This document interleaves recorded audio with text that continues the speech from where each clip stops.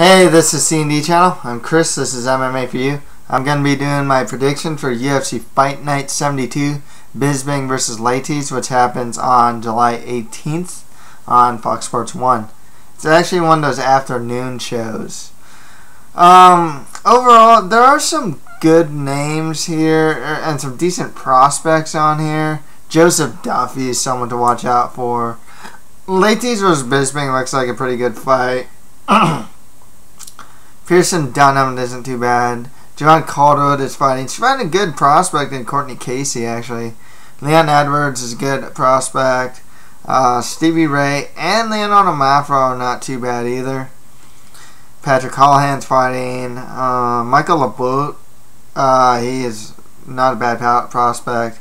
Jimmie Rivera fights on the Fight Pass prelims. He's someone to watch out for as well. So let's just get started. Okay, in the main event, we have Mickael Bisping versus Thales Leites. Leites, 25-4 record, 4 wins by KO TKO, 14 wins by sub, 33 years old. He's going to be barely the shorter fighter at 6'1". He's on an 8-fight win streak, training out of Nobunya. He is a legit Brazilian Jiu-Jitsu black belt with strong back control. He's also very good off his back. His wrestling's surprisingly good too. Yeah, he is. It's more like a good clinch takedown game. His boxing has been greatly improving, and he's been showing power as of late. Knocked out Carmon, knocked out Trevor Smith, and his chin's actually pretty good too. There's a guy who fought Tim Bosch and was taking some heaters from him, and managed to survive. Thales Leites is a guy that I can't recall really being wobbled or dropped too much. I know the Bosch fight, he was getting a bit, rocked and whatnot. One thing about Leites though is his cardio is a bit questionable. I've seen fights where he does well in rounds 1 and 2, and then he kind of drops up in round 3. This being a 5-round fight, it makes me very curious to see how this goes. Mickael Bisping, 26-7 records, 15 wins by KO TKO, 4 wins by sub. He also has 2 losses by KO or TKO. 36 years old, he's 6'2", training out of HB Ultimate. Others that train out of there would be Brandon Halsey. So far he's trading wins and losses right now. I believe he's coming off a win over Kung Lee. Right? No. A win over CB Dalloway. Excuse me. He is an Ultimate Fighter winner with strong cardio. He can go 5 rounds pretty easy. High volume striker. He tends to outwork his opponent. His kickboxing is good. However, he has shown to be susceptible to the overhand and, as shown in the CB Dalloway fight, counter left hook. His takedown defense is strong. His overall counter wrestling, if you take him down, he's hard to keep down and hold down. Only guy that really managed to do that would be like Tim Kendi. Bisping is pretty much that guy that will separate a fighter from, I would say,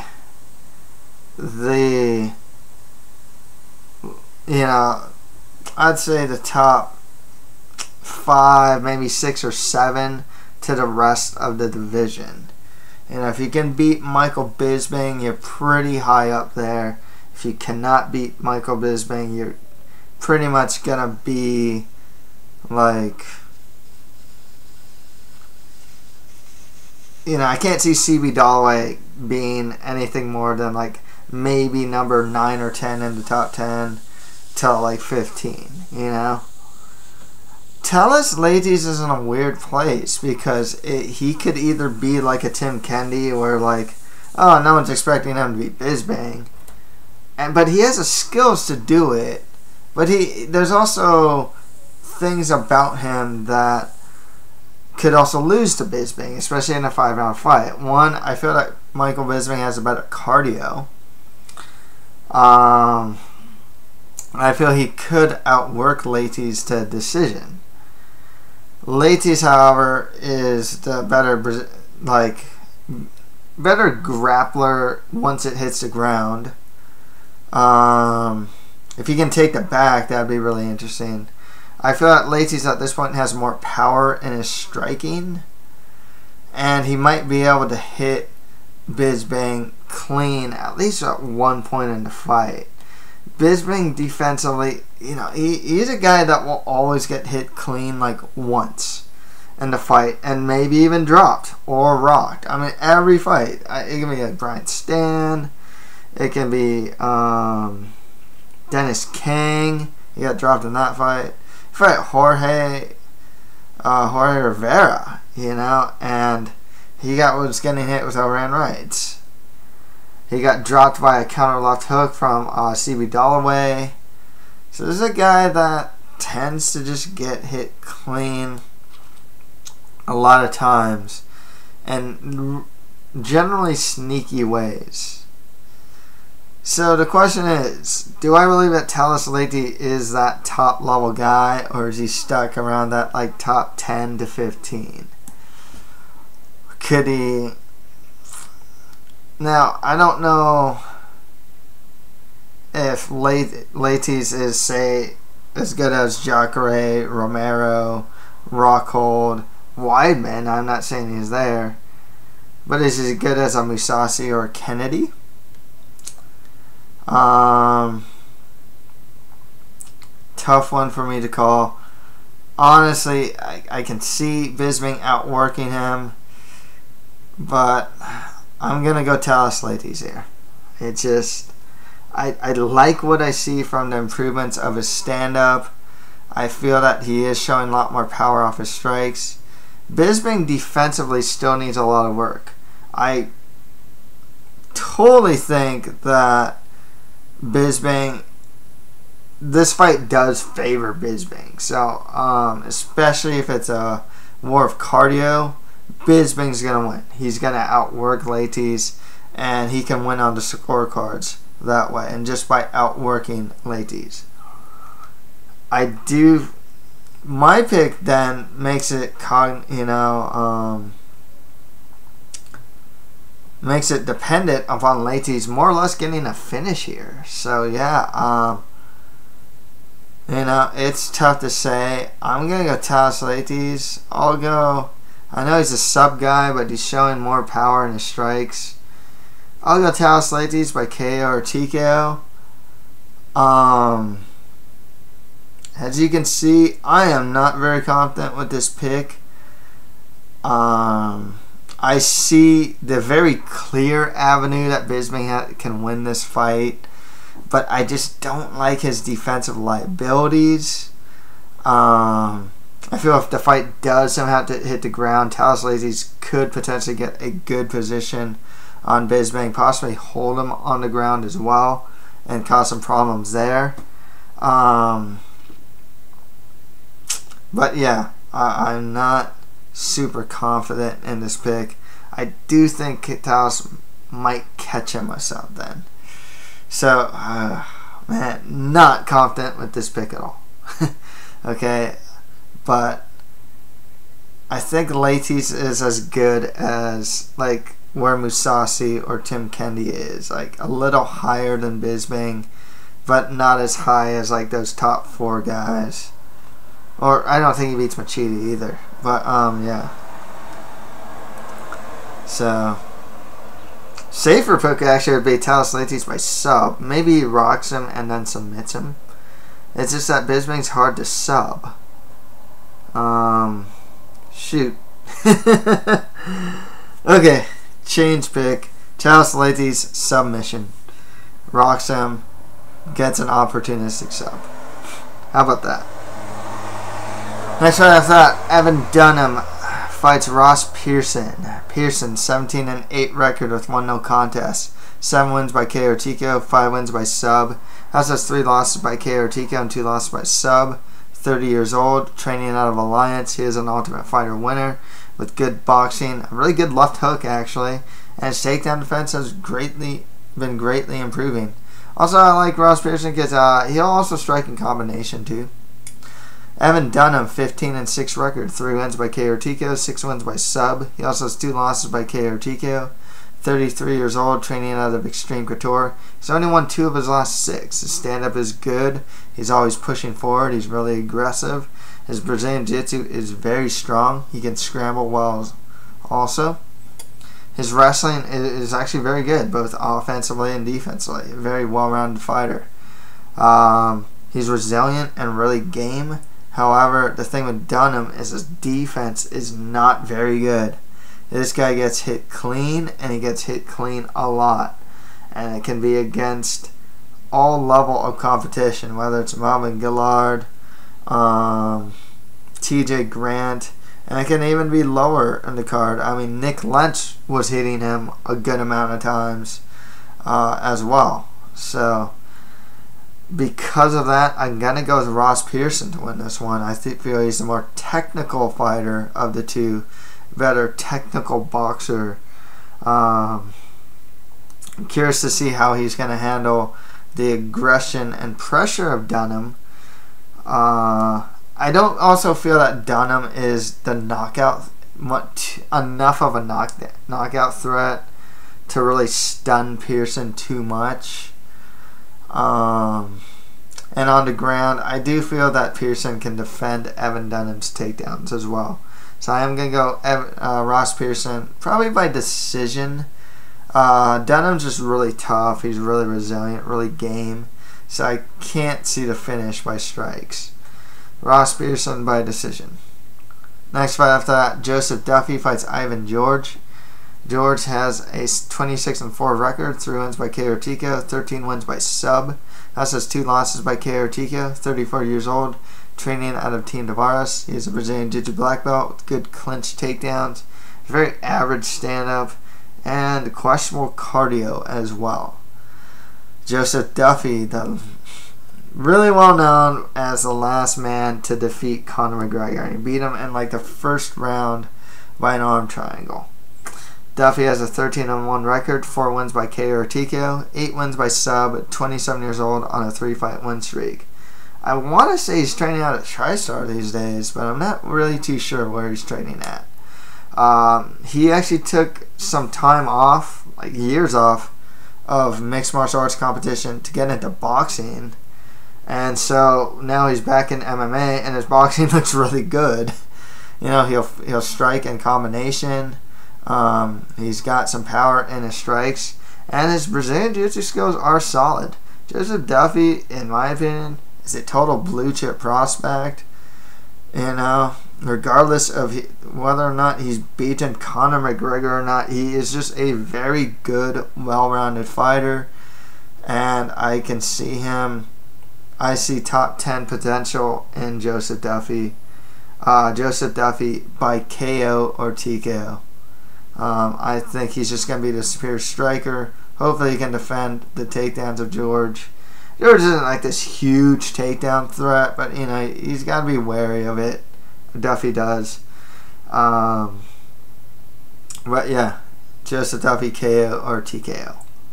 Next fight, that Joanne Jojo Calderwood fights Cortney Cast Iron Casey. Cortney Casey, 4-1 record, 2 wins by KO or TKO, 2 wins by sub. She also has 1 loss by submission. 20 years old. She's going to be a shorter fighter at 5'2" on a 3-fight win streak. She is a finisher who's never been to decision. It'll be her first fight in the UFC, and she's taking the fight on short notice, replacing Beck Rawlings. I actually rewatched her fight against Pearl Gonzalez. It's kind of funny. She fought in PXC, and I believe she won with a knee to the groin in her last fight. But her fight against Pearl Gonzalez was pretty fun. She showed good kickboxing. Her Brazilian Jiu-Jitsu is good too. She's really active with triangles and arm bars off her back. One of her problems though is that she loses positions on the ground and then grappling a lot of times. She'll go for a takedown and end up on the bottom.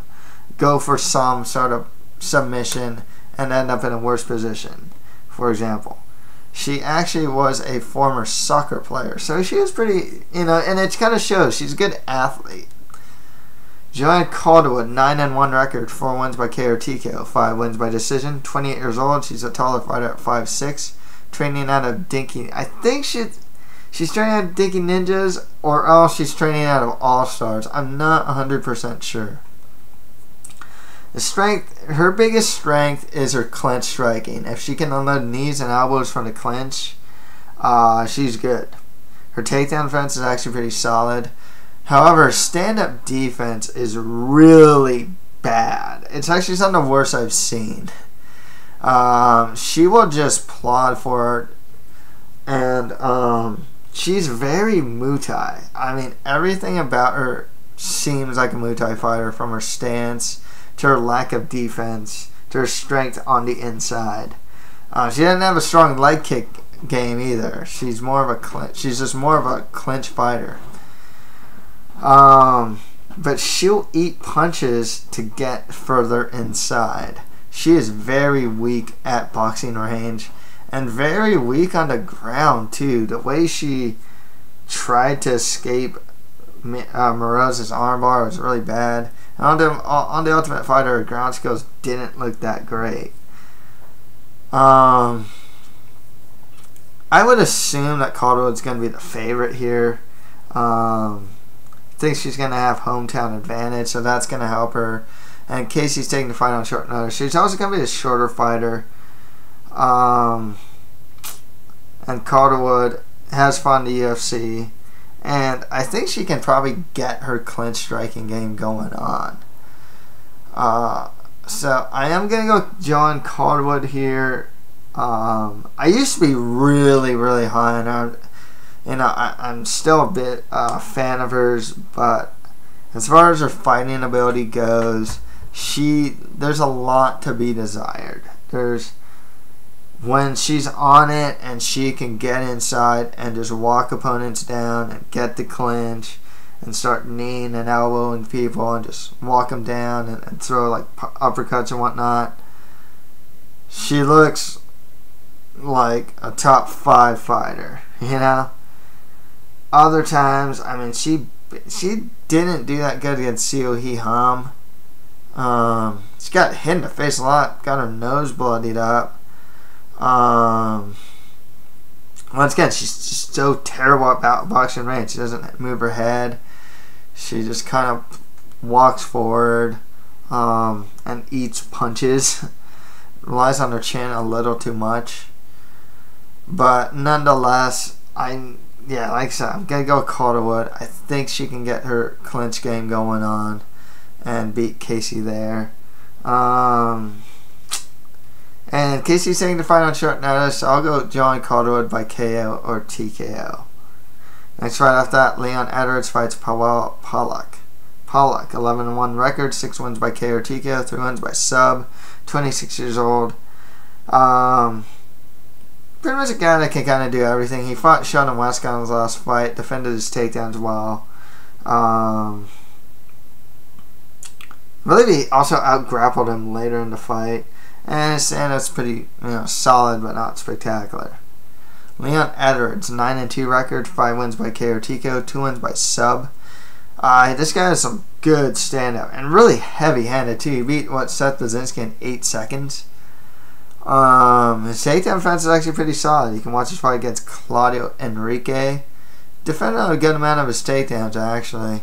However, one of the biggest problems with Leon Edwards is that he's just a really low output striker and he throws too many single strikes. He is not a combination striker. He throws one strike at a time, which I don't like. Nonetheless, I'm pretty high on Leon Edwards. I think he can probably outstrike Pawlak, defend takedowns. I'm going to go with Leon Edwards by KO or TKO. Next fight that, Leonardo Mafra fights Stevie Ray. Actually, this one's really tough for me to call. I was with Mafra. He has a 12-2 record, 8 wins by KO or TKO, 1 win by sub. 26 years old, training out of AKA. He's big for 155. His stand-up's good. He's pretty heavy-handed. Actually, he showed some pretty good composure against Kane Carrizosa in his last fight. Showed some good takedown defense and his own grappling ability too. So his grappling is improving. Stevie Ray, 17-5 record, 5 wins by KO or TKO, 8 wins by sub. Also has 4 losses by submission. 25 years old on a 3-fight win streak.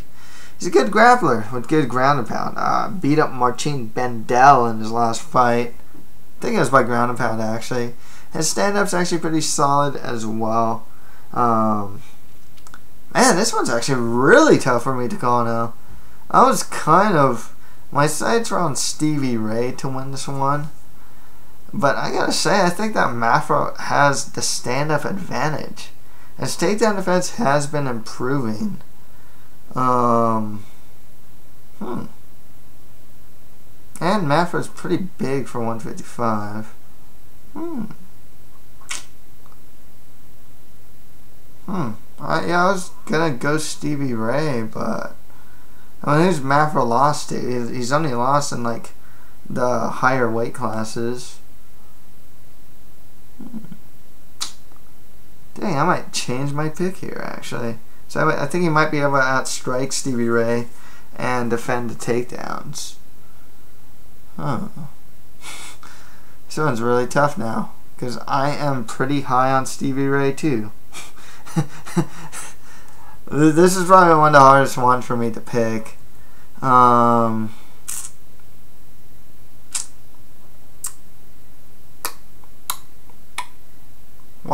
yeah, this one just got really hard for me to pick all of a sudden.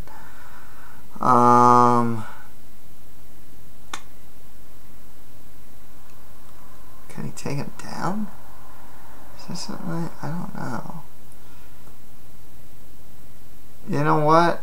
I'm gonna change my pick to Mafra. No, you know what? I'll stick with Stevie Ray. Hard for me to pick, actually. I know that it seems weird of all the fights. It's like, okay, Mafra over Stevie Ray. I like what I see out of Stevie Ray. I think he has a more well-rounded game, at the very least. He's got a monster stand-up for Mafra. He's huge for the weight class, though. That's also why I'm hesitant to pick Stevie Ray, because he's just so freaking big for the weight class. Mafra's cardio isn't very good, too, so I think Stevie Ray could win also in the later rounds. I'll go Stevie Ray by sub. I think, especially in the later rounds, you might be able to take him down, get a submission there. Yeah, I'll go Stevie Ray by sub, but yeah, I'm not super confident in that pick anymore. Okay, well anyways, on to the prelims.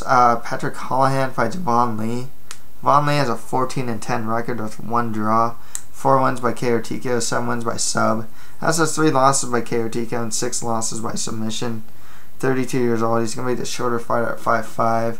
He's trading losses and wins right now. I believe he's coming off a loss. Yeah. He is coming off a loss. I forgot the who, though. And he is a good grappler, and his boxing is actually pretty solid. Patrick Holohan, 11-1 record with 1 draw. 1 win by KO, 8 wins by sub, 27 years old, and he's 5'9". Trains out of SBG, Ireland.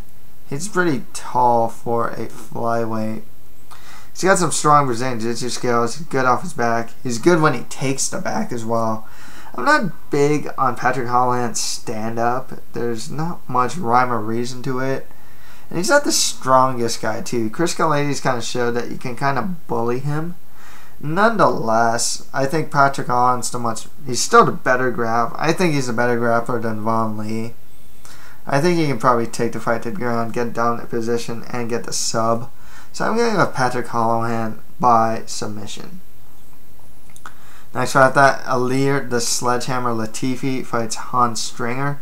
Hans Stringer, 22-6 record with 3 draws, 9 wins by KO TKO, 8 wins by sub. He also has 2 losses by KO TKO. 28 years old, and he would beat a much taller fighter at 6'2", training out of Brazilians. He's got a good clinch game.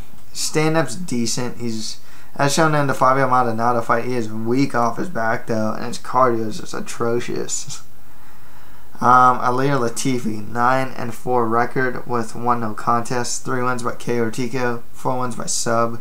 Has his 2 losses by KO TKO. 31 years old. He's 5'8", but he's very strong. This guy, his nickname's a Sledgehammer. It fits him well.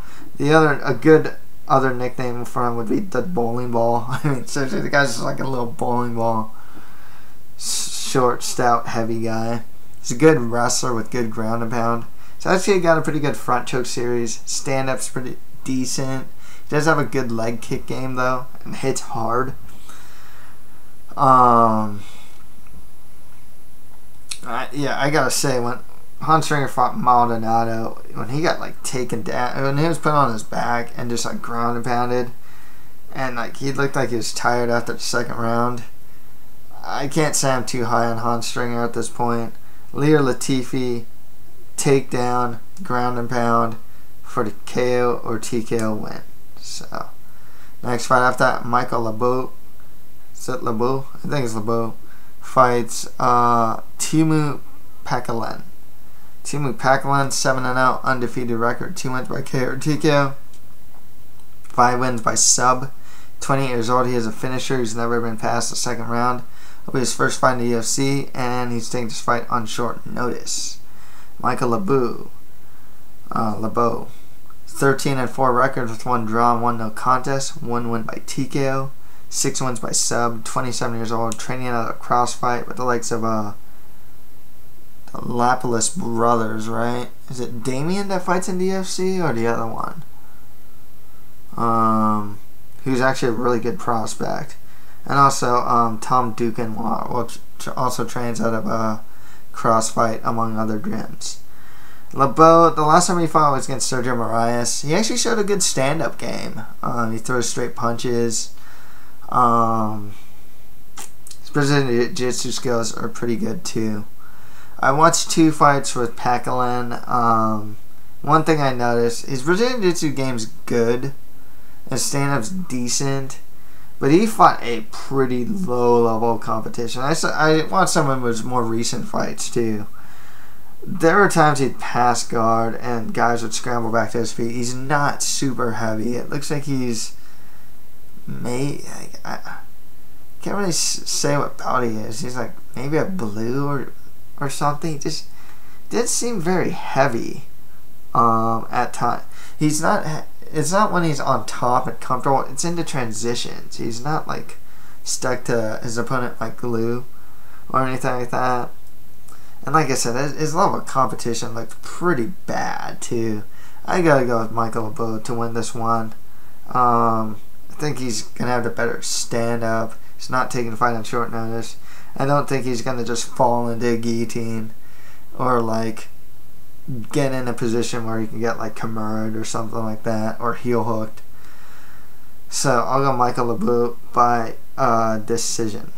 Next fight after that, Paul Redmond fights Robert Whiteford. Redmond, 10-5 record, 5 wins by KO or TKO, 4 wins by sub. He also has 3 losses by submission. 28 years old. His stand-up's not too bad. His grappling isn't too bad.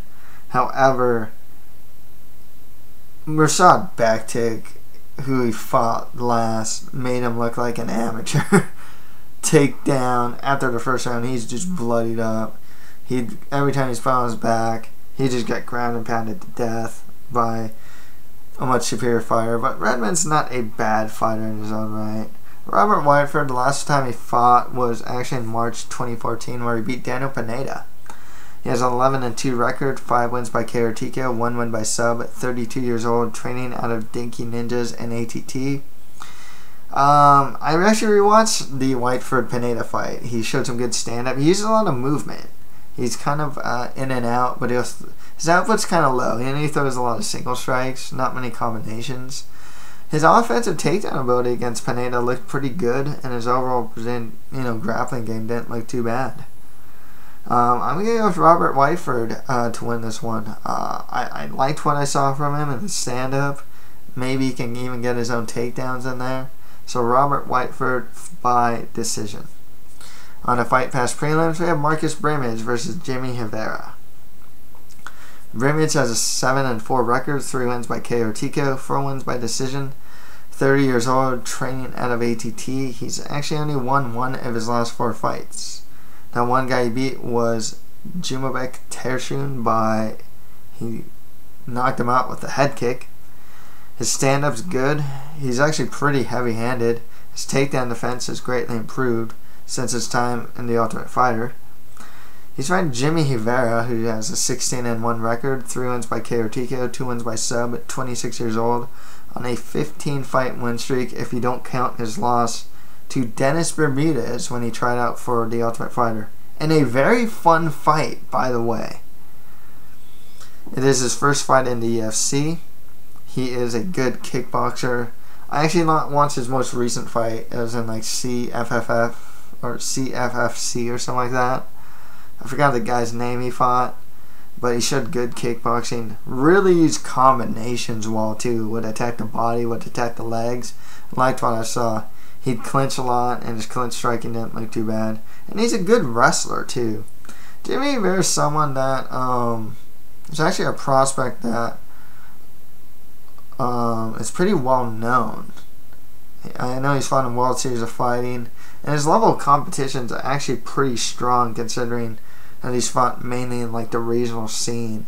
I think he's even fought in Bellator at one point. So it's tough for me to say because I don't want to underestimate Brimage, but at the same time, there are things about Jimmie Rivera that I like. I like his combination striking. Just the overall variety of his game versus Marcus Brimage's is what I like to see. So I'm gonna go Jimmie Rivera by decision here. I think I'll even go so far as to say he might be able to just outwork Brimage on the feet, and if it hits the ground, I favor Jimmie Rivera as well. And finally, Chris De La Roca fights Daniel Omielanczuk.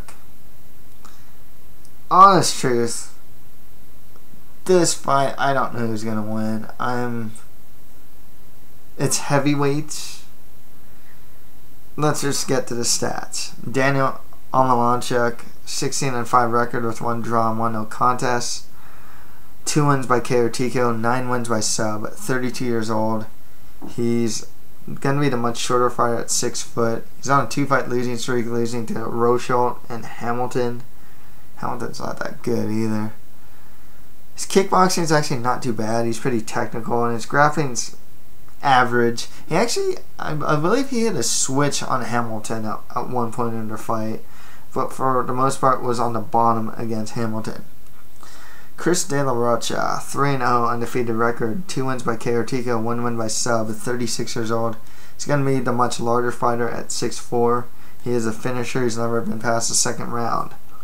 It's his first fight in the UFC, and he's taking the fight on short notice. I watched his fight against DJ Linderman, actually. His boxing actually looked pretty decent. He's pretty heavy-handed. And I hear he does have like a high school wrestling background. So he can wrestle. He's actually somewhat athletic, too. Considering his age, he's actually heavyweight prospect ranges. You can be like 40 and be a prospect in heavyweight. So this one's interesting to me because I think that Daniel Omielanczuk is the more cleaner striker. I think he's a more technical striker and definitely has a lot more experience. But he's fighting a much larger opponent in Chris De La Rocha.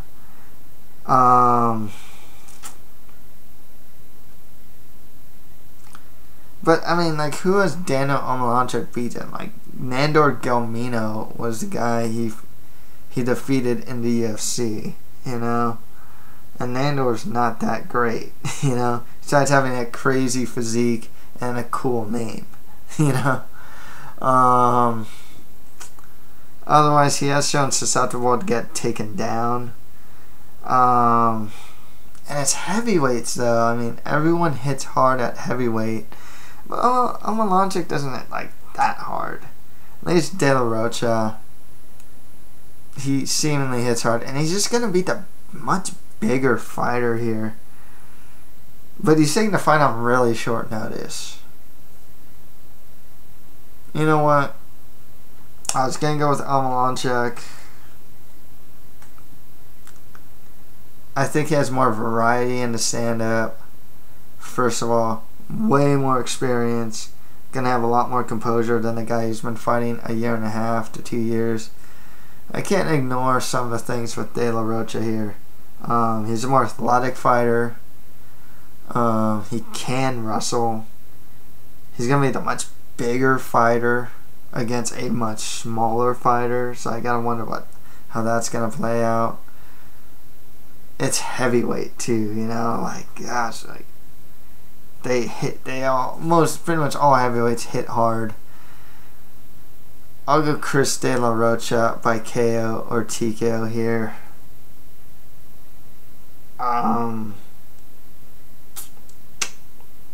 Yeah. It's really hard to say, you know, because they're like low-level heavyweights. You know, I'm just... but in this case, I'm going to go with the bigger fighter.